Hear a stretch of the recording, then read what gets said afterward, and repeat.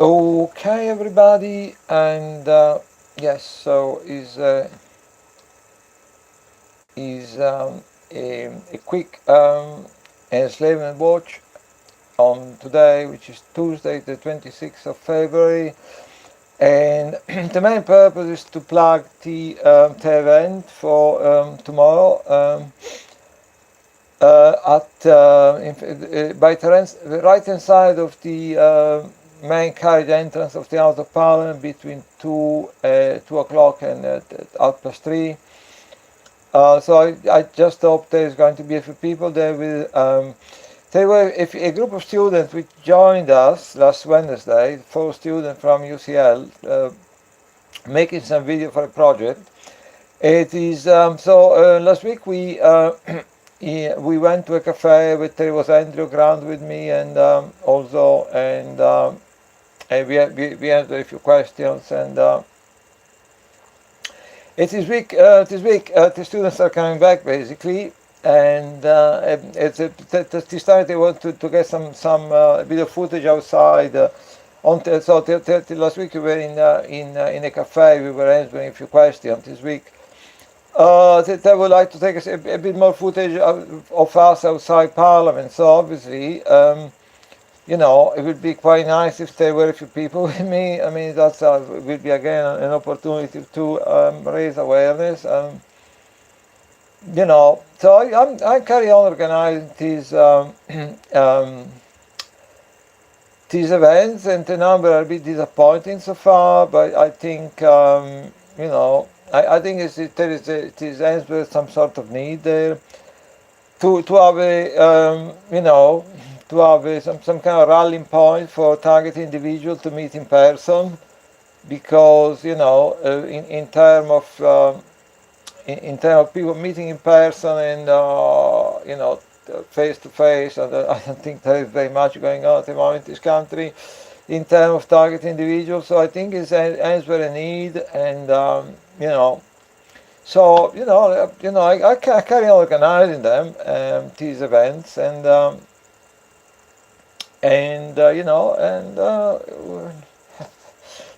if people will there'll be a bit more. If people start coming. So yeah, it also maybe I can see if I can maybe find a way of showing you. Find a way of showing you that this is just in case, and let's see if I can do that. See if I can show you so I created a Facebook event. This time Facebook seemed to be relenting a bit, because last time I I did create an event. They actually prevented me from prevented me from uh,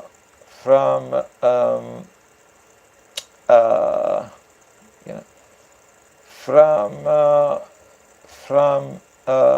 inviting anyone. So now this time they allowed me to invite the quite a number of people again, thankfully. Thank you to Facebook. This is the event, the page event, and I wish, so look if we can get some slightly better. Let's see, preview, see if we can get slightly better,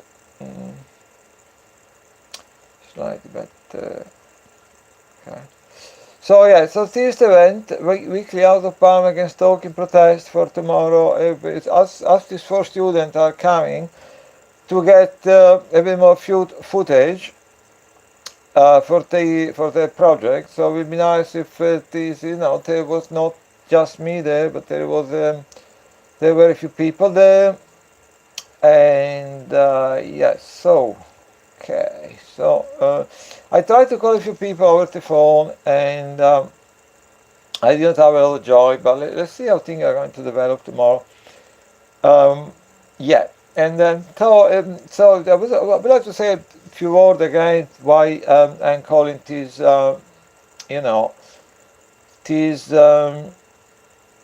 broadcast. I'm calling them Enslavement Watch because I think we are all being enslaved, and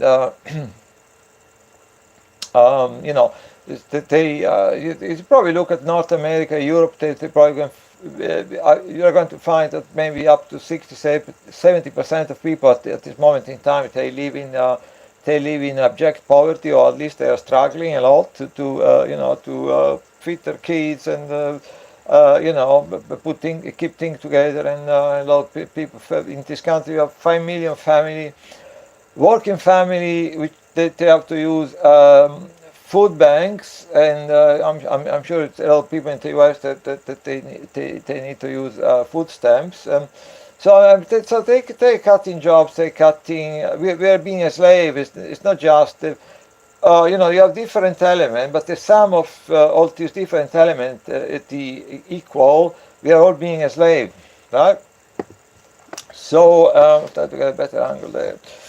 So yeah, I mean, they're cutting jobs, they're cutting wages, they're cutting welfare, they're cutting public services. People are dying like flies, like in Grenfell in this country, Grenfell Tower, because they've been cutting, I don't know, 40% possibly of all the fire service budget in the last 8 to 9 years, and then they been closing down 40 fire stations the last few years. So I mean, so people dying, the homeless are dying, the disabled people are dying.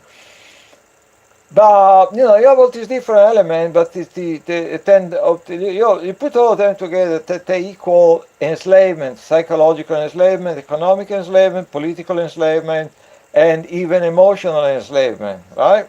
So and then you have all we have basically surrendering of our privacy completely, our civil liberties, freedom of speech. Interesting what's happening in freedom of speech, because obviously, there is all frustration with regard to what is going on in cutting everything. People struggling more and more, people being squeezed more and more, being pushed more and more to try. People, they try to do whatever they can to survive and stuff. And until in the last few years, people were at least able to use the social network to vent their frustration, their anger about the situation. So we went from a situation whereby people at least they were able to use social network to vent this their frustration and their anger for being squeezed and squeezed and squeezed more, all the time. Economically, all students now are supposed to be in debt of £50,000 when most students anyway, if not all, when they leave universities, they're squeezing and squeezing and squeezing. And people listening to the last few years, like, that they at least were able to vent some of their frustration on the anger on social network. But now the whole situation has been turned on its head, and now it's been morphing into this situation where everyone is afraid of saying anything on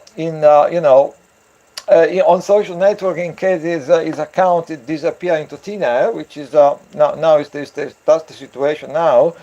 And not only that, but even worse than that, because now everyone, we will see, we've been venting, in the last year we have been venting our anger, frustration for being enslaved and squeezed and in every possible way. And now in the next few years, we are going to start finding what does mean in terms of us being able to find a job, in us being able to find an accommodation, or even when you're like applying for a visa to travel to a foreign country, out this information we have been surrendering to this social network. We are going to see how it's going to affect our prospect in the future. So that's quite interesting. So we are being a slave, and then you have target individual. It's quite different, because target individual are being a slave, but it's beyond being a slave. Target individual are being used as guinea pig. To conduct some really horrific experiment from Some horrific experiments which have been run and managed. I think actually it is experiment because most of what's happening to the West is somewhat being controlled and manipulated by what I call the terror financial banking cartel. And I think this project whereby they is experimenting on people to find new way of controlling and suppressing people is very close. Something I believe they monitor very closely. So it's not just one of the this is like 1,000 of different projects they have to completely destroy humanity. They have thousands, would try to transform like Venezuela into Libya or into Yemen or something. So they have thousands of these different projects, all aim at enslaving and destroying humanity and destroying the planet. But the targeting is something that actually very important to them. I believe that's something which they monitor pretty closely. It's basically, it's basically they try to experiment.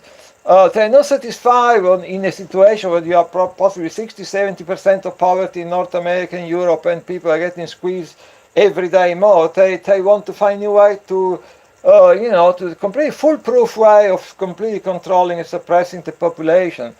And there is a targeting. So it's not just targeting is not just, you can say, targeting equal enslavement. Targeting is equal 24/7 torture, horrific physical torture, or horrific psychological torture. That's targeting.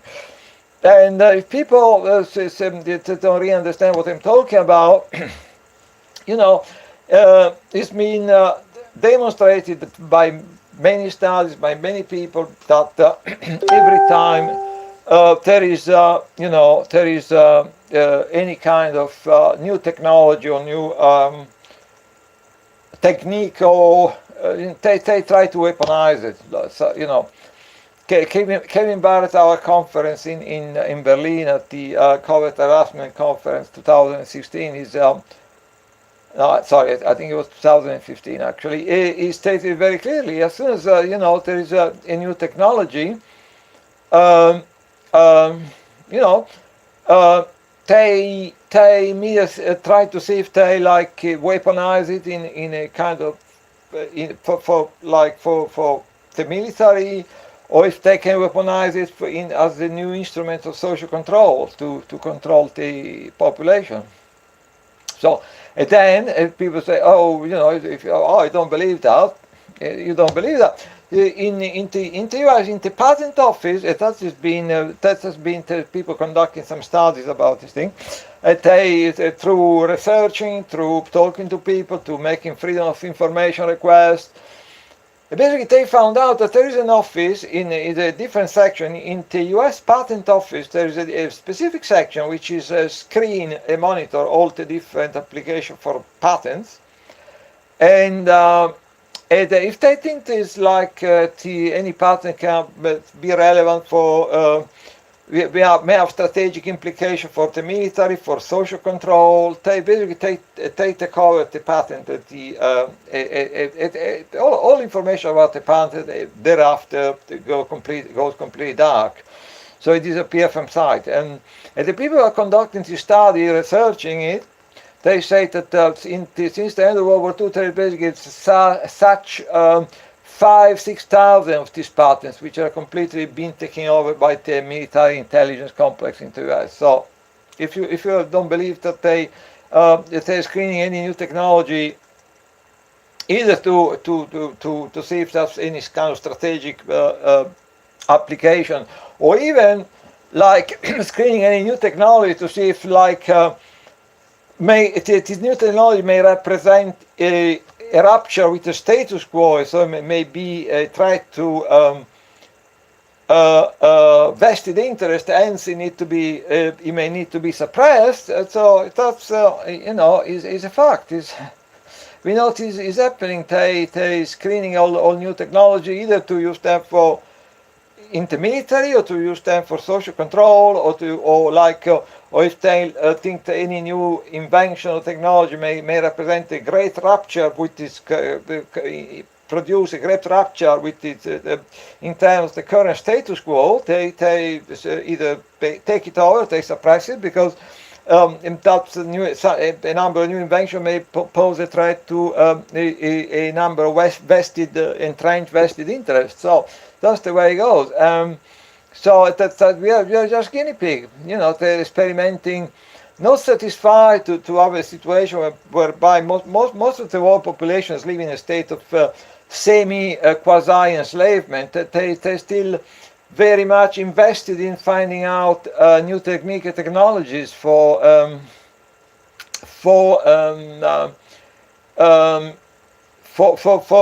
social control, social suppression, social manipulation. And so recently I came across some work which I mentioned in my previous broadcast, but is quite important. Is this American journalist Yasha Levin wrote this book called Surveillance Valley, meaning Silicon Valley. You may think like, the idea that I need to drink a bit of juice because my voice is getting a bit funny now.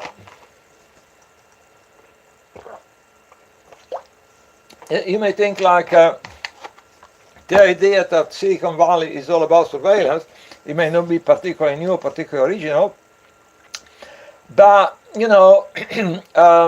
what this book brings to the table is actually, it's really go through the history of the internet, the suppressed real history of the internet. Basically, what it's saying is, in a nutshell, without being too long, to make a long story short, it's saying like, the official story, I mean, there is different official story. The most idiotic one, which most people probably buying, is that the internet was created by some kind of hippie, some kind of hippie progressive geniuses. That's total nonsense. But I'm sure most people know that the internet came out of ARPANET. ARPANET was a military project which was run out of Harvard and at the MIT, and basically most people, they probably been buying the official story that it was a military project, originally ARPANET, and then the purpose was to create a resilient network which could survive a nuclear war or some other similar horrific catastrophic event. That's the official. And then most people think, but then after that, they like to think, but the internet became a bit like a battlefield between, the force of progress or whatever, the force of repression and control or what have you. So that's what most people probably believe and know, I think. But what Yasha Levin shows in his book, documenting it, obviously, it's documenting it, is that actually there is another story there, which is the United States came out of World War II as the new superpower, the new empire, right? But it was a very young empire in a way. And if it is a new empire, felt threatened by all kinds of different directions. So you have a lot of dissent at home and protest and the different movements, the student movement, the anti-Vietnam War movement, the Civil Rights movement, the Black Panther Party, and other different movements. And then he felt very much threatened abroad by the expansion of communism, by all these different with the end of colonialism, there were all these different liberation movements developing in the most you may say developing countries. So this new empire, this new young empire, felt really threatened by all directions, by internal dissent, by expansion of communism.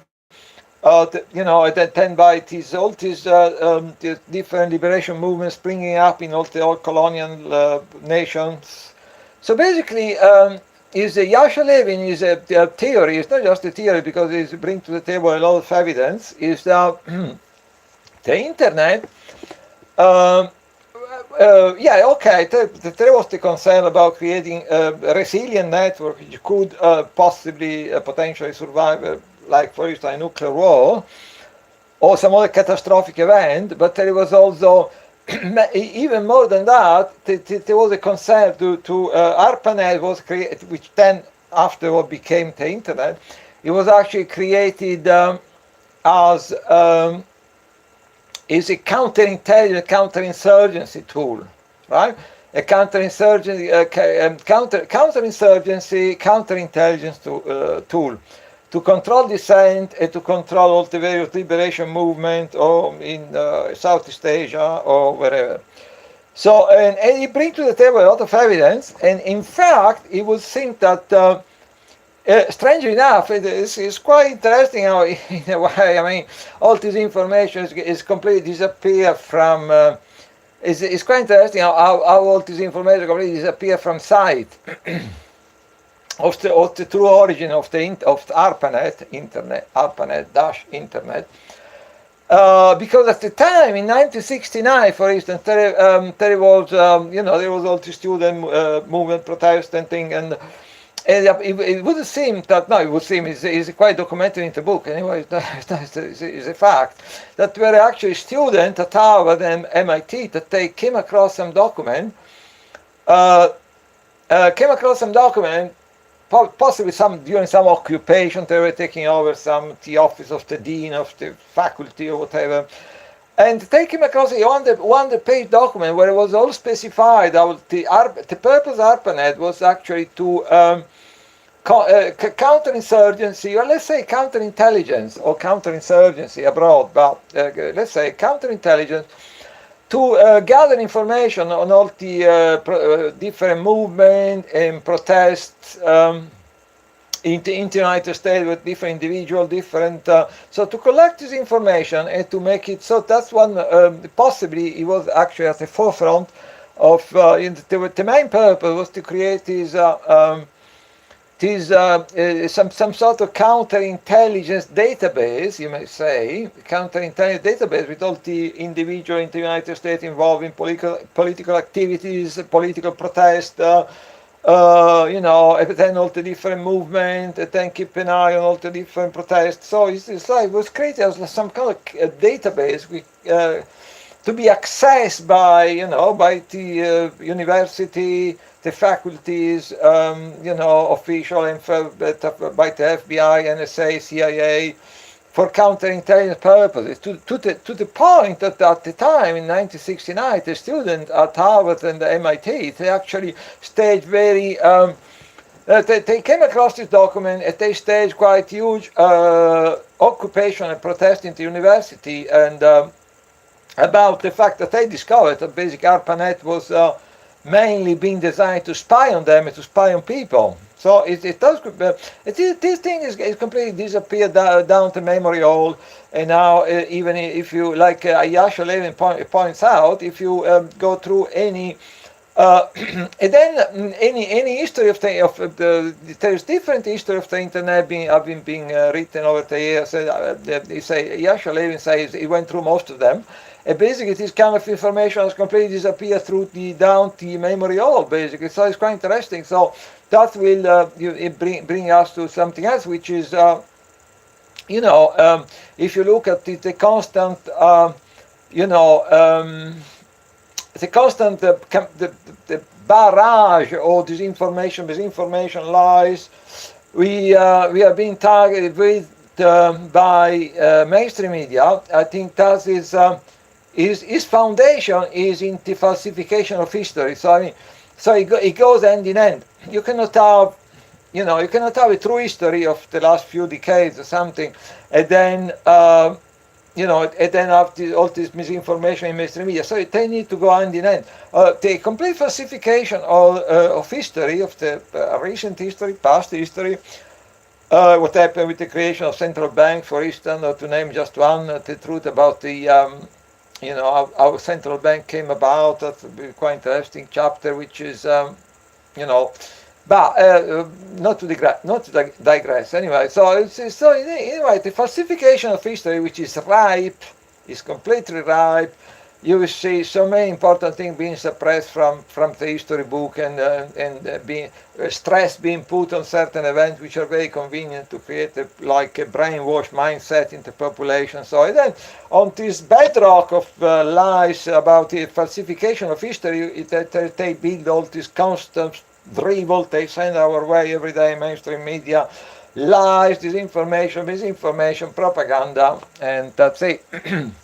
So it's quite interesting, but I came across this book, which is a fantastic book, which is basically actually, uh, you know, does what good books are supposed to do, which is like turn your understanding of something is complete challenge your understanding of something, and maybe your understanding of like the internet, for instance. Then the whole thing is get turned.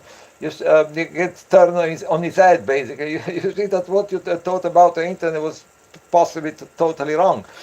So it's a fantastic book. I recommend. I don't want to use this broadcast to plug commercial item, but it's a fantastic book. Yasha Levin, Surveillance Valley. I would recommend it to anyone. And then I also came across another fantastic documentary by Al Jazeera.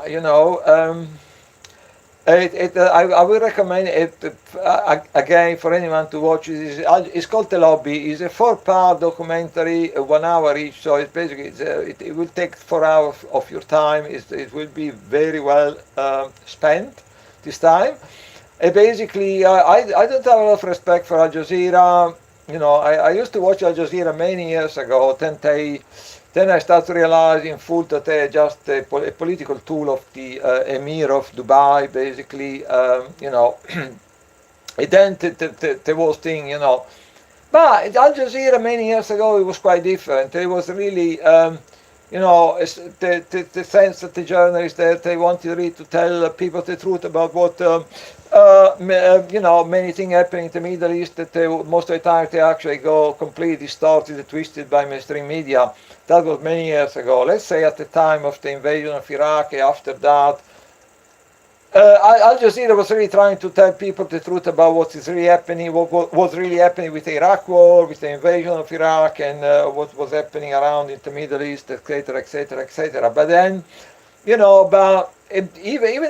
then, it was probably very much a political tool to be used by the Emir of Qatar and for political reasons. So, but then it became quite evident what the role they were playing in the so-called Arab Spring, when Al Jazeera was really very important in the complete destruction of Libya and the attempted complete destruction of Syria. So and then that's when a lot of journalists from Al Jazeera did resign, actually. So normally I don't have a lot of respect for Al Jazeera, but this documentary is fantastic because basically they got the undercover reporter to infiltrate all this basically the IPAC lobby in the United States, and but I'm getting a bit ahead of myself here because I wanted to talk about something else first. But to infiltrate the IPAC lobby in the United States, they see that actually the IPAC is like, as people know, I'm sure, it's like an umbrella organization with 1,000. Really, it's like a spider web, if people will forgive my comparison. It's like a spider web encompassing 1,000 of different think tank organization groups, small groups, subgroups. So it's like an octopus, basically, extending its tentacle all over the United States. And Al Jazeera reporter did infiltrate IPAC, including all the sub-organizations, different branches, and in the true recorded conversation with different people, members and stuff, they actually find out the way they operate, which is pretty pretty scary and appalling, in controlling completely Washington D.C., all senators or member of Congress, and they go immediately if anyone is, if there is the new, the divestment, DBS movements. BDS, I think, boycott, divest, and sanctions, a movement being created in university, immediately send people there to cause trouble, and then they immediately start in-depth research on all the individual, involved in this new BDS movement, if they can find anything nasty to expose, or if they can set people up and maybe even getting women to come forward and make false accusation against them. So it's pretty mind-blowing, and which anyway, you may say, I mean, is this kind of way of, this kind of way of operating, like, I think is, in a way that is like, is finalized and the aim of protecting the state of Israel, the interest of the state of Israel. Oh, by the way, the whole thing is seems to be run by the state of Israel through a department called Department for Strategic Affairs in Tel Aviv. So the whole thing is actually, yeah. But so in a way, this is I'm getting a bit ahead of myself, because I want to go back a bit and go back again to Yasha Levin. Surveillance Valley book, and some of the thing he says, I found them extremely interesting, because I knew about the story of the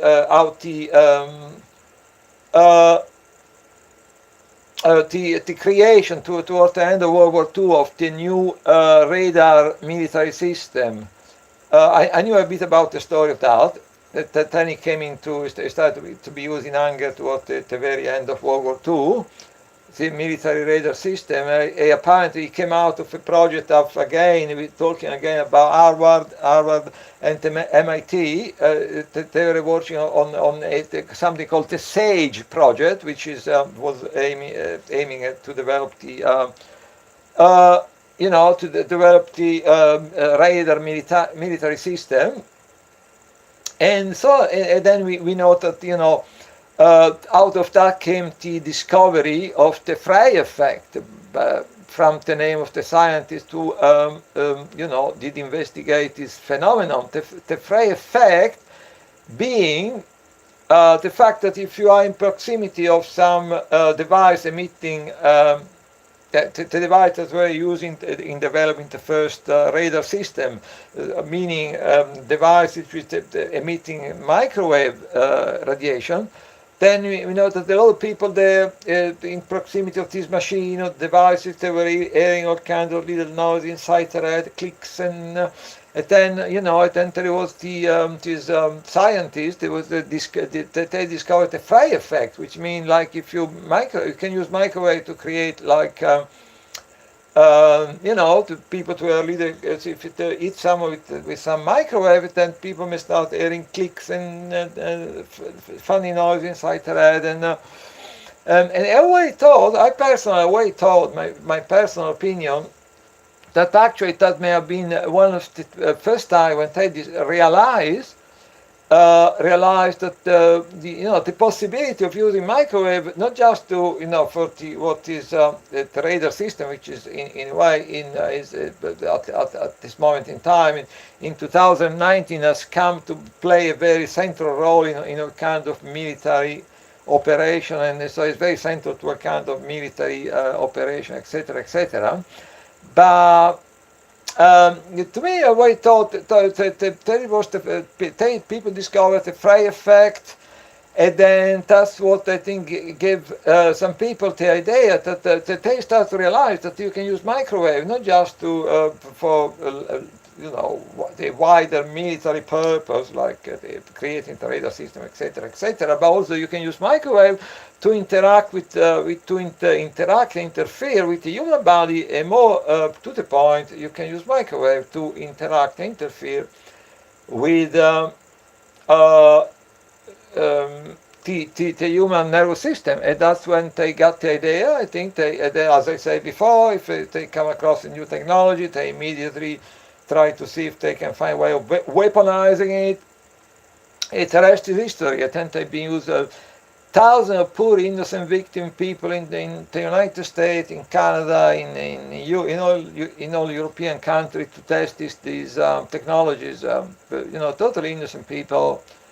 We've never done any harm to anyone. But they've been used to test this technology, to develop them, constantly develop them to the very sophisticated state they are at the moment. So that's what I always thought. That's where they get the idea. Then with that, they start to move all the different MK Ultra experiment, human experimentation, which we are conducting. There was, MK Ultra was not just you and Cameron doing experiments at the McGill Memorial Hospital in Montreal, getting money from the CIA. The MK Ultra was Andrews University taking part, and in this experiment, under universities, hospital, psychiatric hospital, clinics, medical organization, that it's hundreds, so MK Ultra was quite big. They were experimenting all kinds of things. There was all the different spin-off, MK Artichoke, MK Midnight Climax, and all these the Montauk Project. Anyway, the Montauk Project is quite interesting because that's with the Montauk Project, which is basically was based in around Long Island. In some derelict part of the derelict barracks, which were used. They're actually interesting because with the discovery of the fire effect, with the Montauk Project, we start to move from MK Ultra, which was a very huge project involving hundreds of university, hospitals, clinics, and which was a bit like a fishing, some kind of fishing expedition in 100 different directions. Usually. Never bringing, never,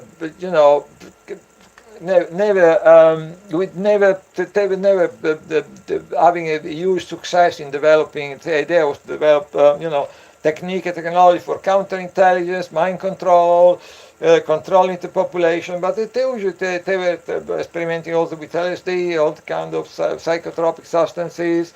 But they were never hugely successful, these experiments. So with the discovery of the fire effect, with the birth of the Montauk Project in around Long Island, in a derelict part of Long Island, is some derelict barracks, abandoned derelict barracks in Long Island, then is when, to use the word of Eliana Freeland, it is the moment when MK Ultra became MK Ultra, electronic MK Ultra. They start to abandon all these different spin-off, which usually they were pretty much a bit of a fiascos, never bringing any huge success and achievement and discoveries. And so they little by little, they abandon all these different spin-off and things, MK Ultra spin-off, and basically, with the Montauk Project, which was very much focused on the use of radiation and microwave, MK Ultra, to use the word of Eliana Freeland, became MK Ultra, or electronic MK Ultra. And ever since, they've been focusing most of their effort in terms of human experimentation, in terms of to explore how you can use microwave radiation to interact with interfere with the body of people and individuals, and to use microwave radiation to interact and interfere with the human nervous system. So then you get all these different things. You get the active denial system. You get the sonic gun. You get the you get the women at Green and Common, which every time there was a convoy going through, the in and out of the military base there, U.S. military base there, they were like trying to block the convoy. But then, after a while, they started to discover that every time there was a convoy passing through, they were all sick in their tent, vomiting and feeling sick. And then after a while, they started to think, oh, they start to realize that they were being irradiated from the base. They were irradiated with powerful microwave beams and radiation. So every time there was a convoy, the idea was to block the convoy, but then they were all entertained with vomiting and being sick and being completely disabled. And then after a while, they started to realize they were being irradiated with microwave. And then if you talk about, that's this, then you have in the public domain, you have the existence of, active denial system. But that is just, they have the stuff which is so much more sophisticated than that. And they're testing it on target individual when we are at home. You see, they're constantly perfecting and fine-tuning this stuff on thousands of innocent people in North America, on thousands of totally innocent people in Europe, because to them we are all kind of useless eater and cannon fodder and subject, and you can do what they don't tell you in so many words into your face, but they think they can do whatever they want with us, so they're using us as guinea pig in this fashion. So then it is at some time I mentioned active denial system, which is something which is totally in the public domain, something whose existence has been reported many times by mainstream media. So it's not like the Conspiracy Weekly. It's similarly sonic guns. They're both like crowd control. Devices which use microwave for crowd control. And for instance, sonic guns have been used for the first time in Seattle 1999 at the World Trade Organization Summit. Very great concern about crowd control at the time. Strong globalization, anti-globalization movement, is peaked, and the anti-globalization movement sometimes peaked, and then you go down. At the time there was really peaking the concern, anti-globalization concern, and they were concerned about the crowd control. So what they did, they deployed sonic gun, which is basically like a van with this large, something that looks like a large satellite aerial satellite dish, and then if they hit you, you have this screeching sound is inside your head, which is totally disabling. I've been speaking with people. They say it's not just a sound that you feel like you can't breathe. And people were falling on the floor, or people were trying to run away. So it was useful. So as early as 1999. This is very rudimental and not particularly effective microwave device. I only mention for the people who say, like, you can use the microwave to interact with the human body, with the human nervous system. People the question to fast. So look at sonic gun.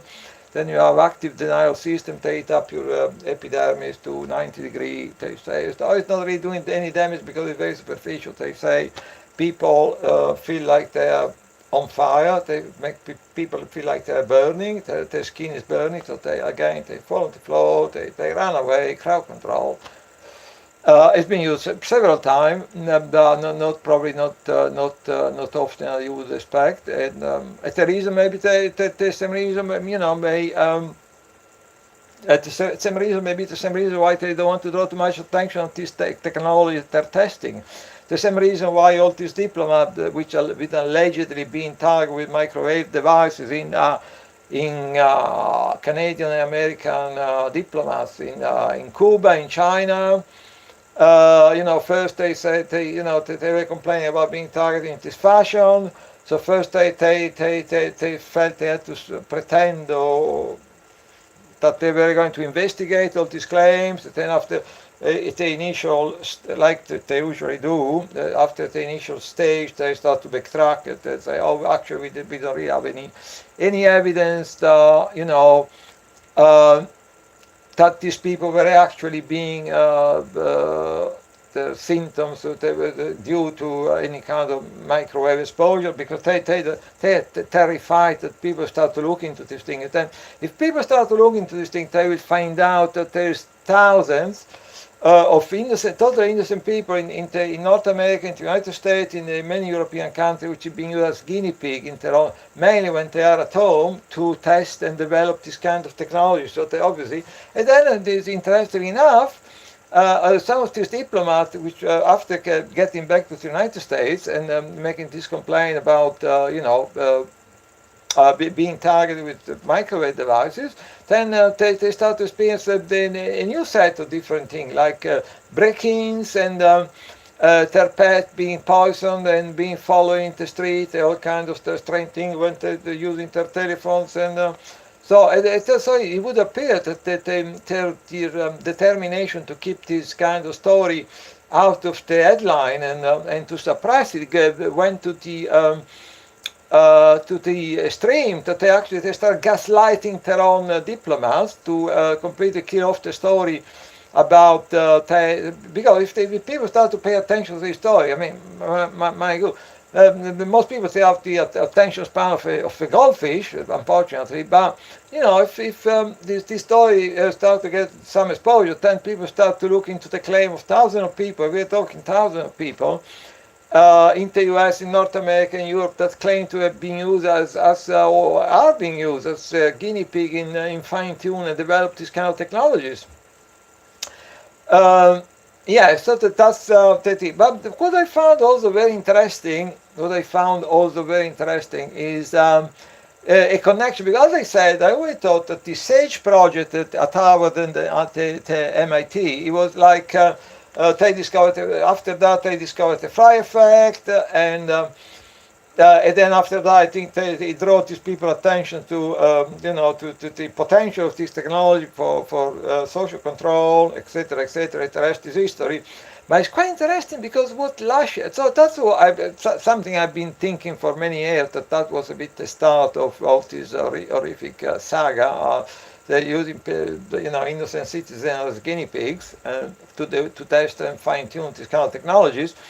But it's quite interesting because Yasha Levin, which is not a target individual, not someone which is seen to be particularly interested in the issue of targeting, is saying that actually. So, interestingly, we are talking about things which are happening around Harvard and the MIT.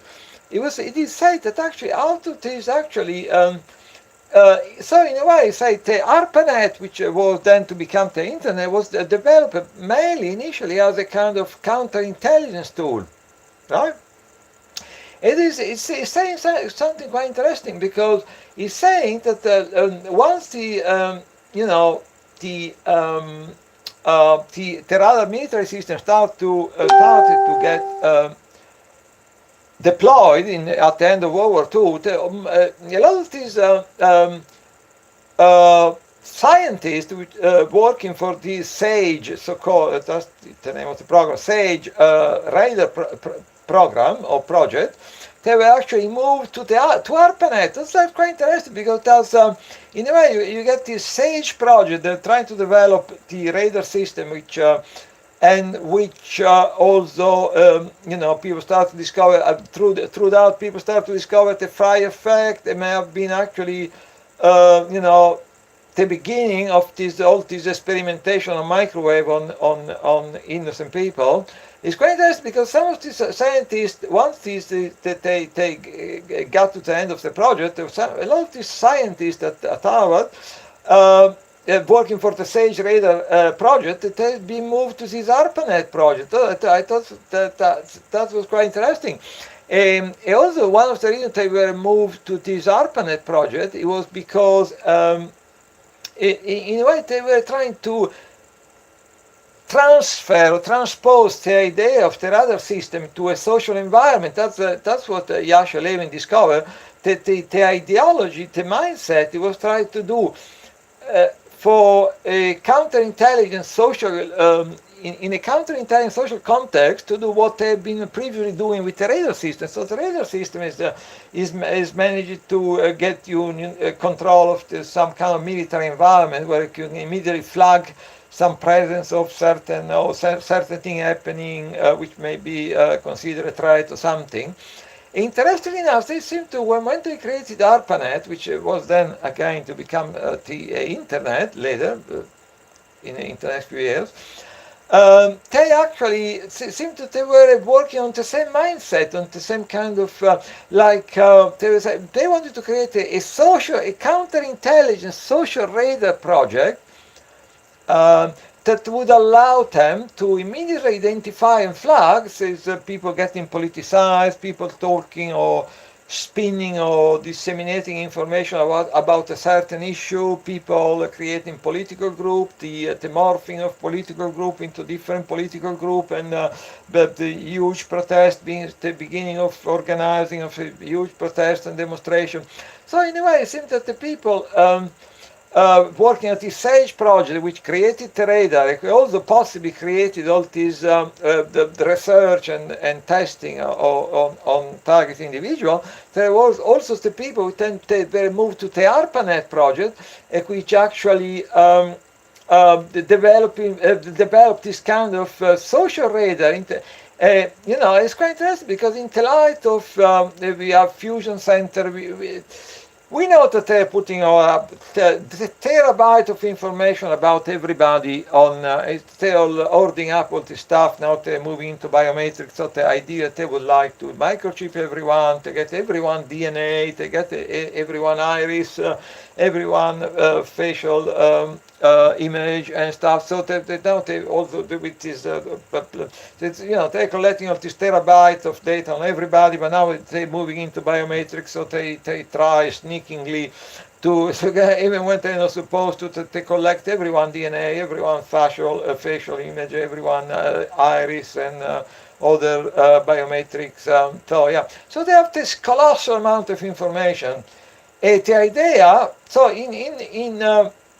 it's quite interesting because in the light of the latest fairly sinister development we see on the internet, fairly sinister development we see on the internet with with huge erosion of freedom of speech and people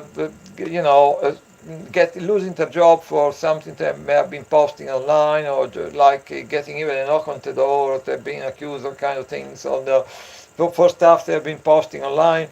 So in light of this very sinister development we are seeing now, it's quite interesting what Yasha Levin discovered, which is is the idea at the origin of the internet. Most probably the main idea was to create some kind of counterintelligence social radar, whereby it was the late 60s. Imagine all the stuff. I think in the beginning it was only an aspiration because they don't have the data, they don't have the technology, they don't have the software. But look at what has been happening in the intervening years, and now we can assume that they're still struggling a bit with the hardware, they'll be struggling a bit with the software. But we can assume that this social radar, whereby it not just to extending itself to the United States, North America, Europe, I think it's covering the entire planet now. So this social radar is being already created. They're still struggling with some glitches about hardware. Maybe the hardware is not yet good enough, or maybe the software is still work in progress. But they're almost there.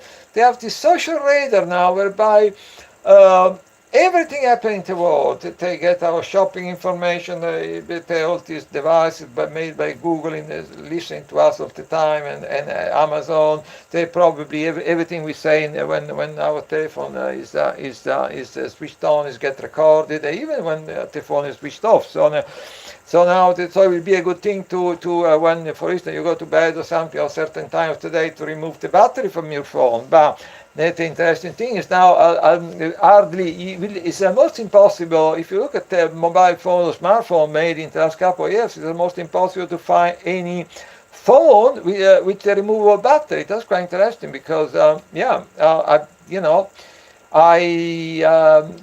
last phone I got a couple of years ago, was LG G5, which one of the latest decent smartphone to still have a removable battery. After that, all the Samsung, all the following LG models, they all with the you can remove the battery basically.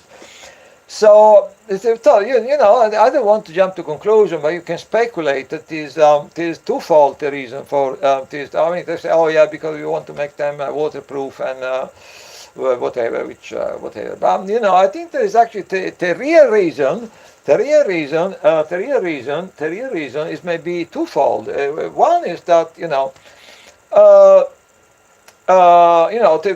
they make obviously after a couple of years, probably the battery of your smartphone dies, so you have to buy a new one. So they get a bit of they like that because it's quite good for the cash flow.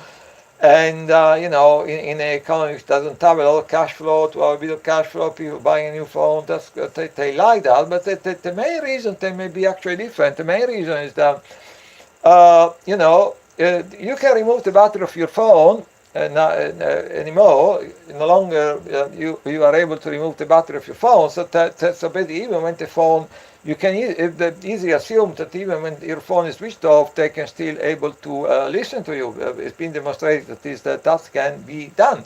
But also the other reason is that this spy software they put in a laptop, a mobile phone, and Internet of Things, and in your fridge, and in this diabolical Amazon and Google device, Alexa, I think the Google one is called Alexa. I don't know about the Amazon one, but this software, the technology does evolve all the time. So if you after a couple of years your battery dies, you need to replace your smartphone. So basically, they can give you a smartphone which is the latest spying technology. You see, because the way the speed that things are evolving in the world of spying, is probably your smartphone. If your smartphone is maybe 2 years old, they probably the spying technology of your smartphone is pretty very, very old compared to what they're doing now with smartphones. So in a way, so the fact that after a couple of years you can replace your battery dies. So that you have to get a new smartphone with the latest spying technology. That's the main thing. Forget about the new version of Android. The main thing is your phone has the latest spying technology. So that's so they have this kind of radar. I think in a way, so they can track all over the world different movement, people getting politicized, forming group changing. So they have this kind of, now they have it, believe my word. I mean, I'm totally sure they have this kind of, is a kind of social radar for kind of political movement, dissent, etc. It doesn't just cover the North America, Europe. By now it covers the entire planet. They have it, and it's like they can flag things like thing happening. They're not concerned about flagging terrorism because we have a history that first the British Empire, then the American Empire, they've been used terrorism as a tool, as a political tool, a foreign policy tool. So they're not concerned about terrorism, so much flagging terrorism, even though probably. They like to keep an eye on these people, maybe because they also want to use them, etc., etc. But they mostly concern flagging dissent. Dissent, people like denouncing all the criminal activities and being outspoken about the criminal activities and movement forming and people getting together to work together to expose their crimes, etc., etc. And it's quite interesting because then, if you then go back a bit, what I was talking about the lobby Al Jazeera documentary lobby, referring mainly to IPAC, but also to this octopus of different think tank network they control over the United States. It's quite interesting because they seem to be using the same IPAC and the Mossad and the Israeli Department for Strategic Affairs, that is the department of the Israeli government, which preside over this kind of activity, working in a close connection, in close with IPAC in the US. They basically use a similar they similar a radar system, social radar system, whereby instead of they probably mostly concerned about similar radar system. They mostly concerned about they mostly concerned about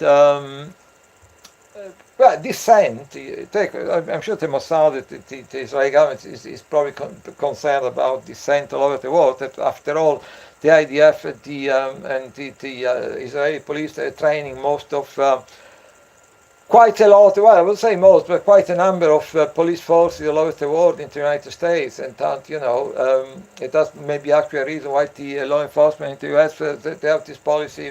Quite a number of police forces, police department in the US have been trained by the IDF, so that's maybe actually one of the reasons why they shoot first, that they ask questions later or something. So I mean, that's maybe something to do with it, but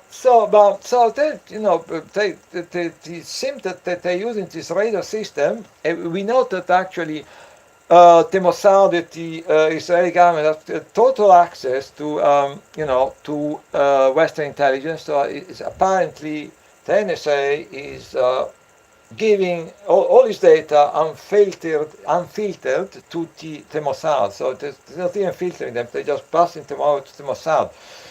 So all the NSA data. So they have total access to this kind of information, and the IPAC and they seem at the Israeli Department for Strategic Affairs. They seem using this radar to identify, to protect the state of Israel, say. So for instance, in the United States, they use it to identify, new people get into the BDS movement, or people just belong to organization which try to defend the rights of the Palestinian people and stuff, and so yeah, it's quite good of using this kind of social radar to identify. That's I advise everyone to watch this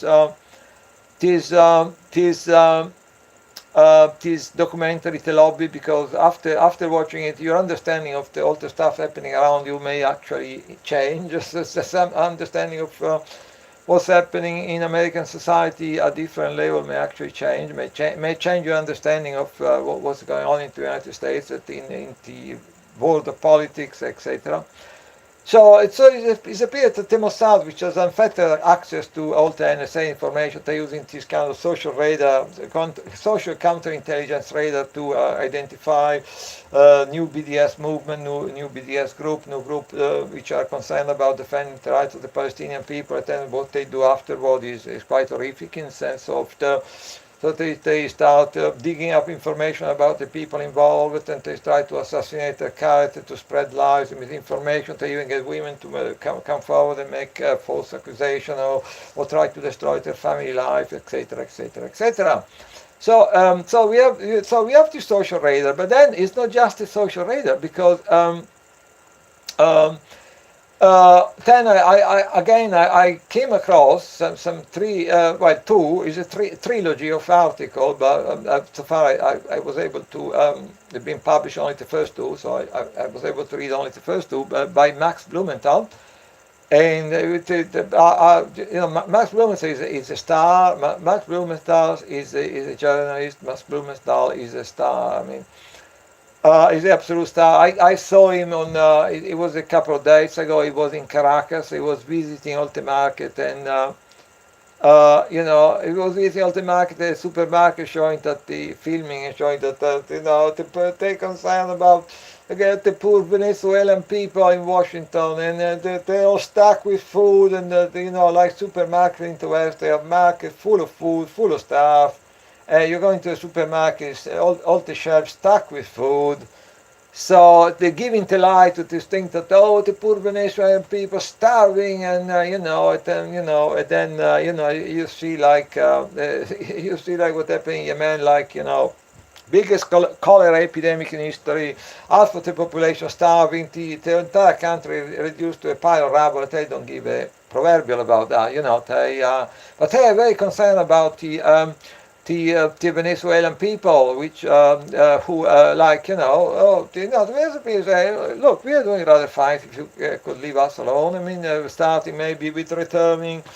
Bank of England is withholding 1.2 billion worth of Venezuelan gold. The United States is withholding maybe 2.3 billion of Venezuelan gold, plus maybe 2.7 billion for the Venezuelan assets.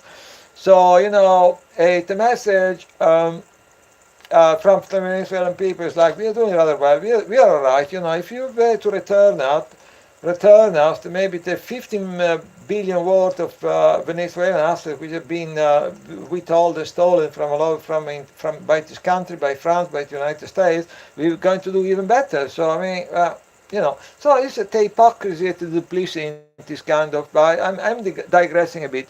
Anyway, Max Blumenthal, which is a star, is a journalist, is an investor, one of the 3 or 4 left in the world, genuinely investigative journalist. Is like a threatened species, investigative journalist. So he took the trouble in the last couple of days to go to Venezuela, go around all the shop at the market and film it and post it on the internet to show people that all this is just another big lie. We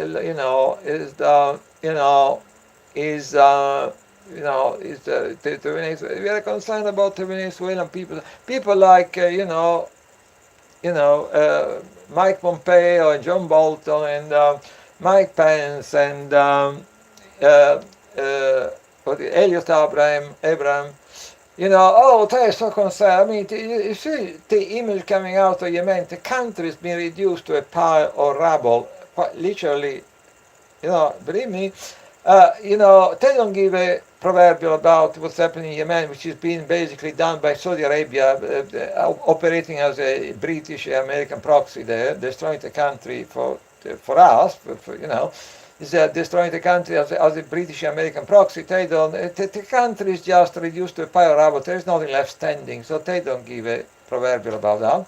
But they're concerned about the poor people in Venezuela, which are starving, except that they are not starving.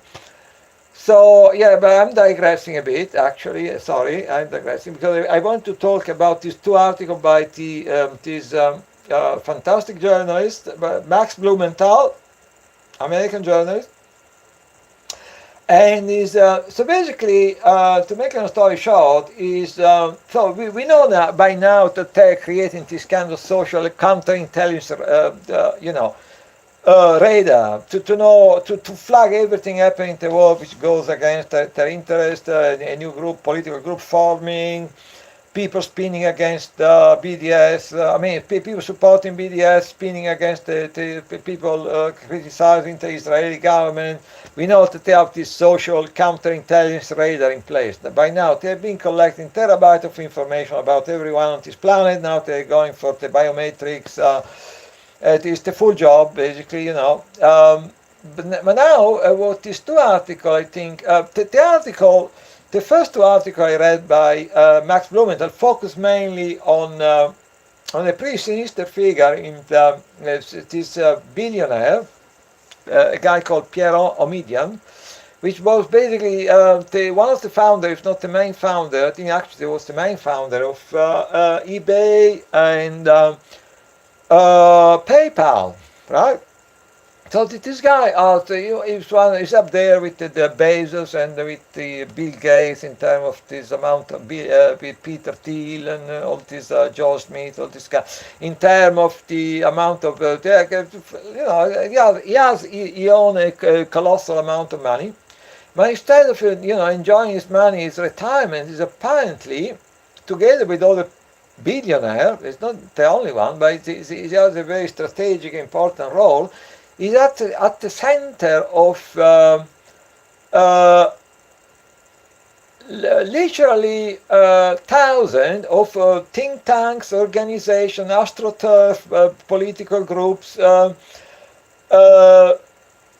his founding is the people think about Soros, but what actually Pierre Omidyar does it's mind blowing. Is make Soros look like a decent human being.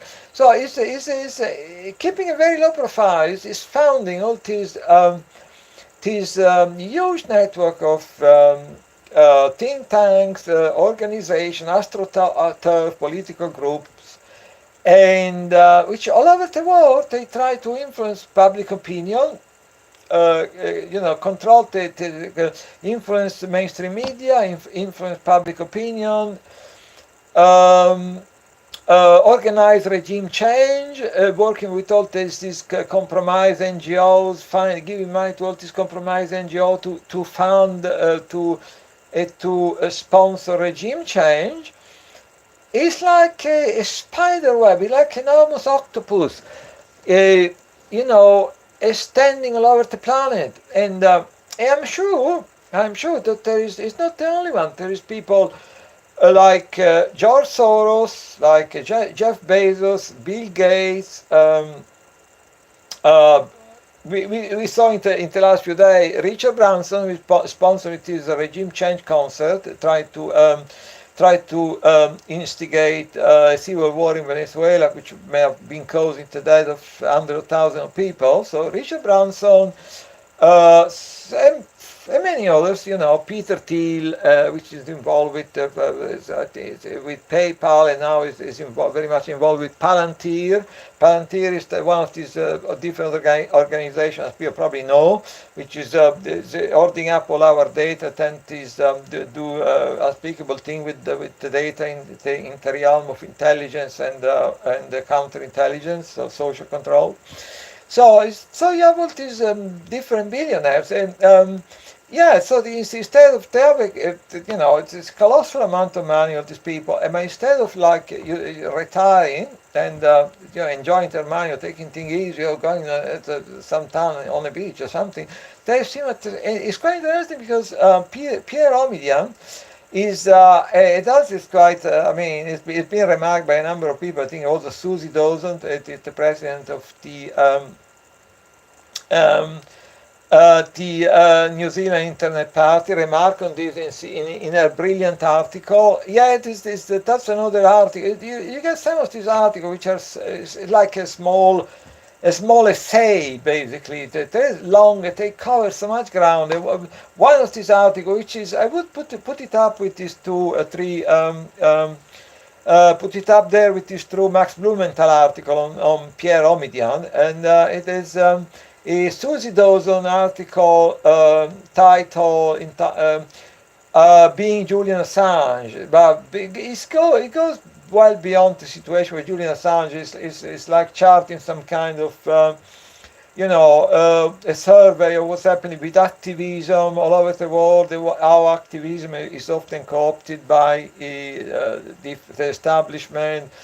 And so, but I'm digressing again. So going back to Pierre Omidyar, so it's quite interesting what one of the main thing Pierre Omidyar is known for is almost the founder or the sponsor, the main sponsor of the Intercept. And what we see with the Intercept, they were the recipient of the Intercept was creating probably, I don't know, it was Glenn Greenwald. We need to be clear about, because Glenn Greenwald is a man of great integrity, but he found himself involved with Pierre Omidyar, which as sometimes happen, you end up with in the wrong company, I think. So he's a man of great integrity, keeping the wrong kind of company, Glenn Greenwald, and meaning Pierre Omidyar, which is well. So I don't know how the Intercept was created. I know if the idea was coming from Glenn Greenwald, that then it was like a joint. I think Laura Poitras was also involved, I think, in the beginning, and Glenn Greenwald and Pierre Omidyar, the billionaire, and they created the Intercept. So I don't know, but it's quite interesting because now the Intercept, the Glenn Greenwald, the depository, the one which have control all the huge amount of Edward Snowden files. But it's quite interesting. The idea of the Intercept is they're supposed to be the media organization which is slowly going to release this file. But then what we see, it has several years after the Snowden, Snowden defected and etc. Only a teeny, minuscule portion of all these files being released to the public. Let's say people say less than, some people say less than 100%. Sorry, less than 1%. So that has been the organization which has control over this file is an organization called the Intercept. And Susie Dawson remarked on this. It's like they're not just screwing us up, they're just laughing at us. Because, you have the Snowden file, most of them have not been released, and they're now in the hand of an organization called the Intercept. So it's not just they're screwing up people, they're just laughing at people. If you look at some of their ventures, some of the things like they're organizing all over the world of these all these initiatives that are very much to the detriment of ordinary people. It's not just they're screwing us up; they're just laughing at us. So the Intercept is being intercepting the oldest Snowden file, and then after that, hardly any file came to light after that. So they're being intercepted by the Intercept.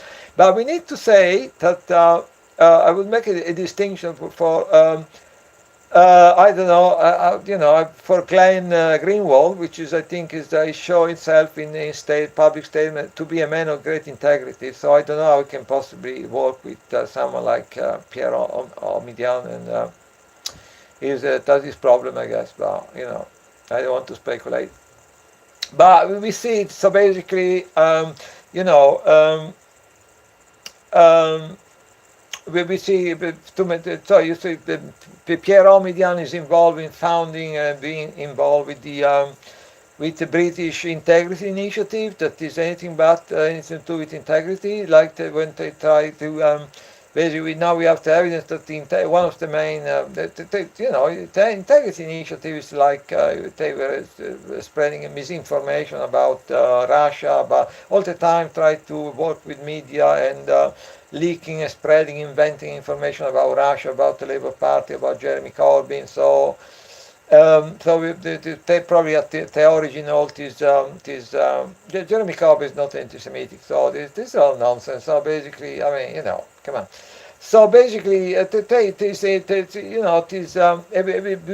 we have this integrity initiative in this country. We know it's been financed by the.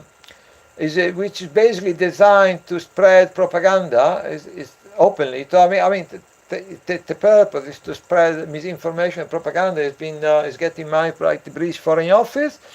Apparently, is getting money for Pierre Omidyar in the United States. So I think there was an involvement with Pierre Omidyar. He was involved in everything. From the Steele dossier to the white helmet, to the Nazi in Ukraine, to giving money to neocon Bill Kristol, to financing a neocon under the table in the US. Pierre Omidyar is hardly any of this propaganda. Is involved with the Atlantic Council, which now is supposed to tell Facebook.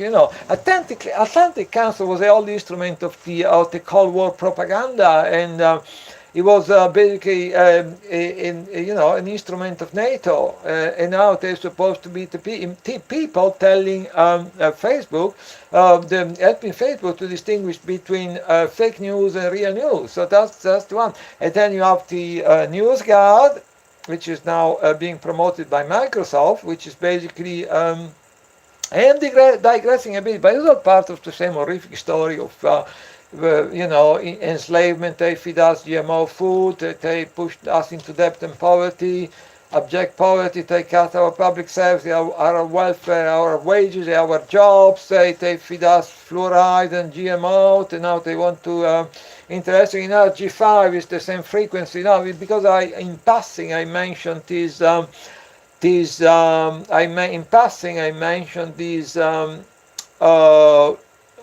active denial system, which is a crowd control device which uses microwave. So as I explained before, active denial systems have been used not terribly often for crowd control, but often enough to be covered by mainstream media, not by the Conspiracy Weekly, by mainstream media. So we know there's not making it up. Active denial system. So you get a van, you get something which looks like a satellite dish on top, a large one. If they people with microwave, you feel like you're burning. So they can heat up your epidermis to up to 90 degrees. So you feel like you are on fire, basically. Now, the interesting thing is that the microwave frequencies use, I don't want to get into all, I try to be everything I say, I try to be totally rational. If something I'm not entirely sure about, or I think it may be a conspiracy theory, I avoid it completely. But something I would like to tell you, though, the microwave frequencies of the used by this active denial system, which can heat up your epidermis up to 90 degrees and make you feel like you are on fire, is the frequency is very, very, very close to the frequencies which are going to be used by G5. I'm not going there. I'm not going to all these people that they want to murder us all with G5, all this nonsense. Yeah, that's all I don't want to. I'm not getting there. I'm only telling you that the frequency, the microwave frequency used by this active denial system, which can heat up your skin up to 90 degrees, your epidermis up to 90 degrees, and make you feel like you are on fire, crowd control. This is practically the same frequency which is going to be used with G5. And I'm not going to say anything more about G5 because, I don't want to go into conspiracy theory, make conjecture or something. I'll just let you know. Another thing you may be interested to know is about Tor, which is supposed to give you anonymity when you are online. You may want to know, if you're using Tor, you may want to know that according to Yasha Levin in his book Surveillance Valley, he's doing quite extensive research on this subject of Tor. And what he found out is up to between 90 and 99% of all the money for the Tor project is coming from the US government, including the CIA, NSA, the State Department. So that's what they found out.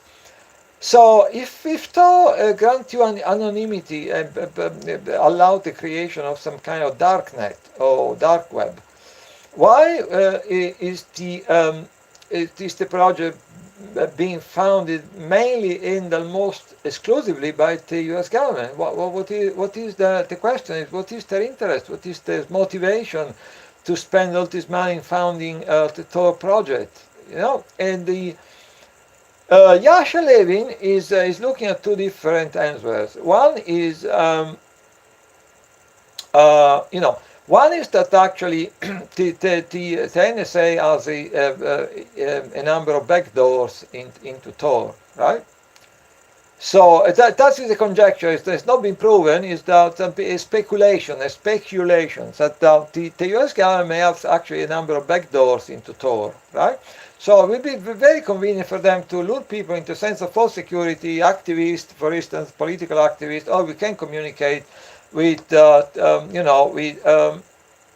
in a kind of way which, in a safe way, in a secure way, and then that is actually, if they have is a backdoor into Tor, that means there's also a way for them to collecting, to lure people into false sense of security, to collect more terabytes of information on everybody. That's a conjecture. We don't know. But what we do know, and that's come to the second explanation, and that is pretty sinister, believe me, is apparently all the regime change brigade in the US has been using very effectively Tor for their color revolution. So while, for instance, in Egypt, when they start protesting in Egypt, and the Mubarak government was very concerned about, the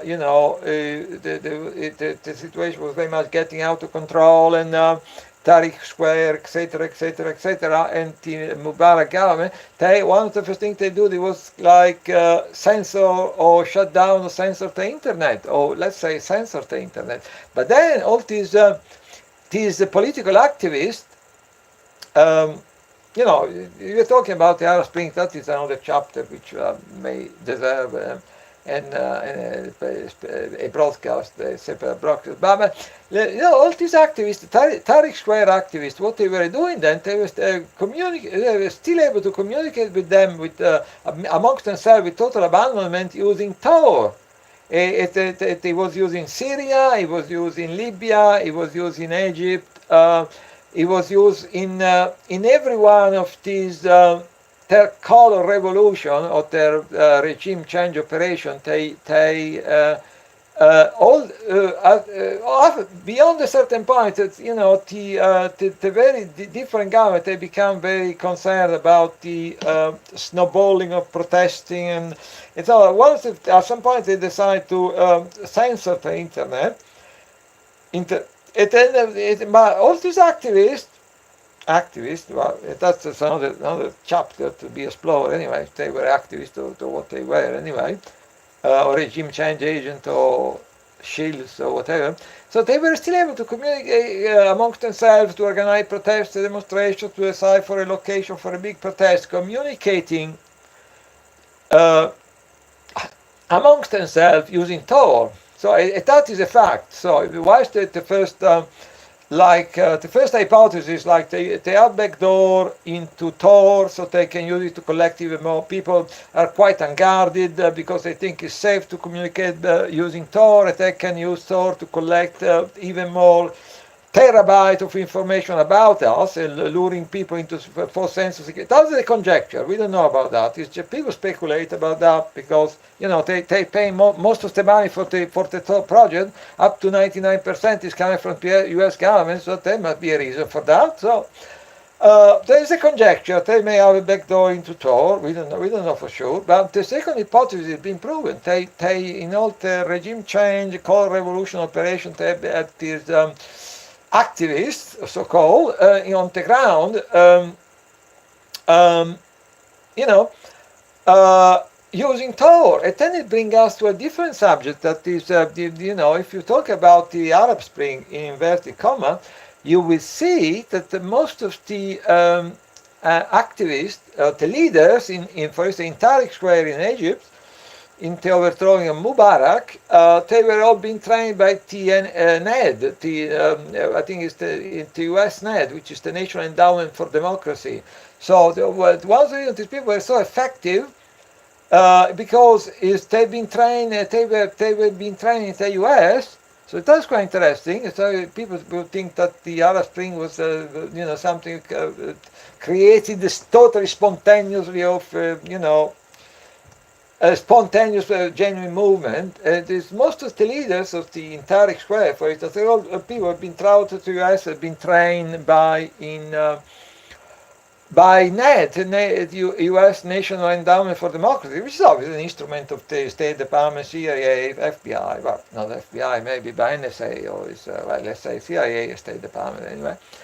So NED, National Endowment for Democracy. So it's why they were so good at using Tor. Yeah, there we go back to Tor. So because they train, amongst other things, they've been trained about to use social network to organize groups, to organize protests. They've been trained by NED about all the different ins and outs of political activism, how to be effective, how to communicate in an effective way. Amongst all the things they've been trained to by the National Endowment for Democracy, it was about how to use Tor to communicate in a difficult situation when the internet is getting censored. So that's quite, so you see, it's all connected. So going back, so it would appear that not only they have this kind of social counterintelligence network, radar network, right? But they have also, if you look at the activity of people like Soros, Pierre Omidyar, Peter Thiel, Richard Branson, all these billionaires, Joe Smith, Alphabet, Google, and a few more, which I'm not going to name. you will see that actually there's not just that they've been almost finished in creating these, there may be a few technical issues, hardware, software, but they're almost finished in creating this all-encompassing social counterintelligence radar, whereby all over the world they know about political movement, what's happening with political movement, if someone is, say, creating a group, also in particular, if the people, for instance, have become active in the university and become quite active with the BDS and supporting the rights of the Palestinian people, or political movement, the Black Lives Matter movement, or whatever, spying all the different movements, and then some of these movements may be more genuine than others, some may be like more astroturf than others. So I'm not going to imply support for any particular movement, or I just to make examples of some of these movements which are being spied on, but then it's not just they have this social radar. They have, if you look at the activity of people like Pierre Omidyar, billionaire, former founder of eBay and PayPal, he has the astronomical amount of money. Is at the very center. Is connected with the CIA, is connected with NSA, totally like that. And at the very center of basically a worldwide net of disinformation, misinformation, working with all the think tanks, working with all the media, with all the newspaper, with all the TV network, with a lot of huge amount of astroturf political groups, which you, if you don't know any better, you think they're actually genuine groups, but then you find out that they're completely paid by Soros or Pierre Omidyar or something. So it's not just this network, it's like a social counterintelligence radar. On top of that, they have this network, which is a misinformation light, disinformation network, which is working for literally with thousands.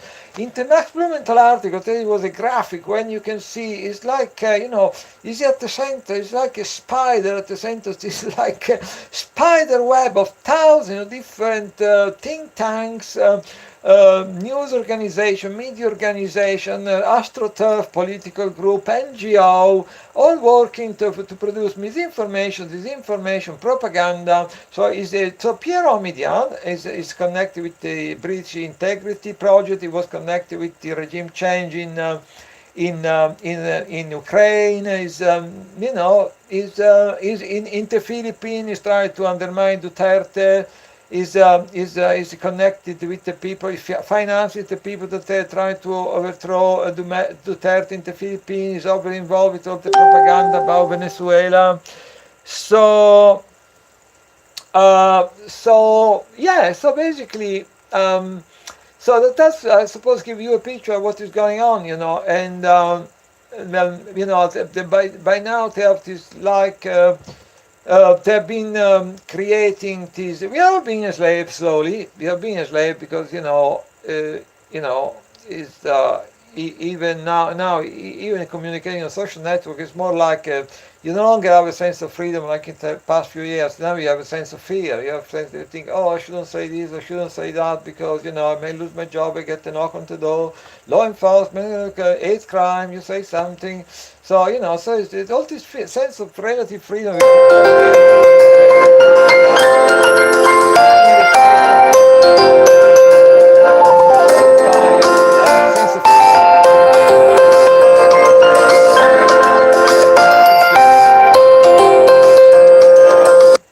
As an instrument of enslavement, they have in place this basically like a social counterintelligence radar system, which is allow them to keep track of all the activists, all the new movement groups, etc. And then on top of that, they have another, which is obviously extremely connected to the first network, which is a network of is like the misinformation, information lies, propaganda network, which work with thousands of think tanks, media organization, news organization.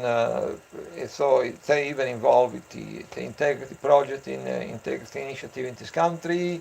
So basically, it's getting a bit late. So I'm going to conclude this broadcast. I hope that at least some of the information I've been sharing is be of some interest. You can look up of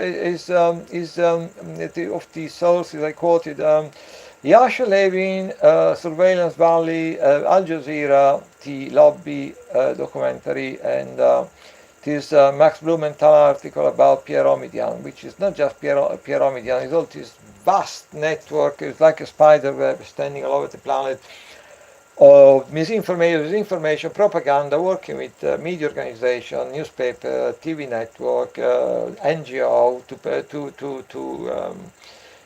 to counter the influence of everyone, which politicians try to look after their own people, or that they go against the interest of the banking cartel, or undermine them, like for instance with Jeremy Corbyn or Duterte in Venezuela, which is okay, so that's all for now. I hope at least some of this information has been of some use to someone, and it would be nice if someone tomorrow were to join us in front of Parliament, because we have these 4 UCL students coming.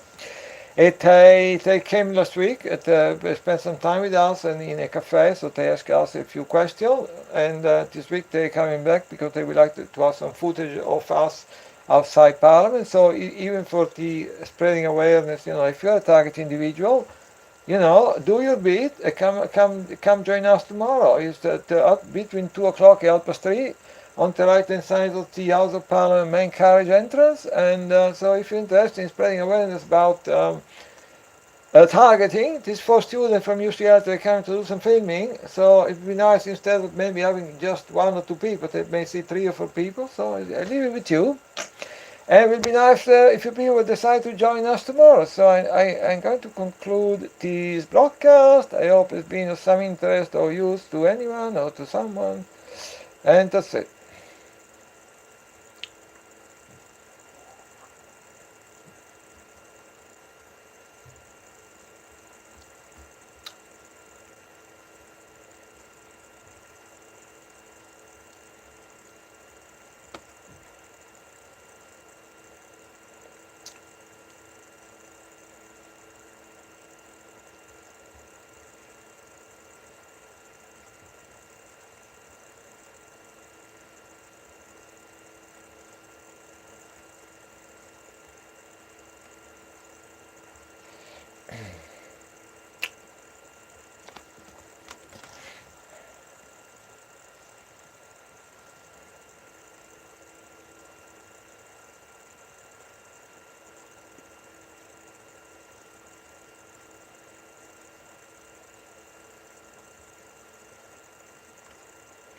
Yeah, I'm a bit disappointed.